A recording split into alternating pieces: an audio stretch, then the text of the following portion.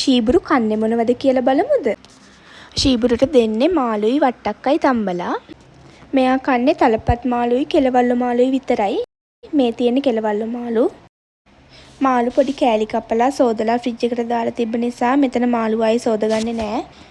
වට්ටක්කයි මාළුයි තම්බද්දි ලුණු එහෙම මොකුත් දාන්නේ නැහැ. ශීබුරුට එපා වෙන්නේ නැද්ද දන්නේ නැහැ හැමදාම මේ කෑම කාලා. හරි. දැන් ශීබුරුගේ කෑම එක හැදෙන ගමන් තියෙන්නේ. මේ ඉන්නේ කෑම එක හදනකම් බලන් ඉන්න උතුමාණන්.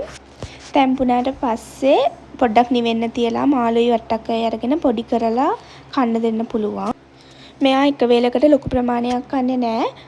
පොඩ නිතරම කනවා. කෑම දෙන වෙලාවට නම් හරිම අහිංසකයි. ඔය පේනවනේ ඇවිල්ලා වෙලෙන හැටි.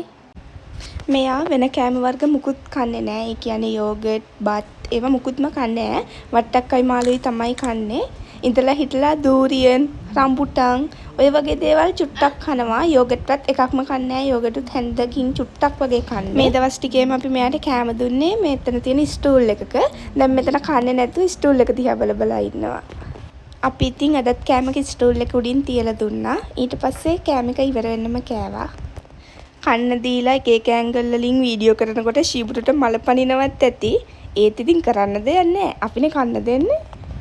කන්න ගත්තට මෙයාට එක සිහියක් නැහැ. ඉක්මනට අවධානය වෙනස් වෙනවා. මැස්සෙක් ළඟින් ගියත් ඒකට බලනවා ආයි කන්න අමතක වෙනවා. කාලා මෙන්න මෙච්චරයි ඉතුරු කරේ.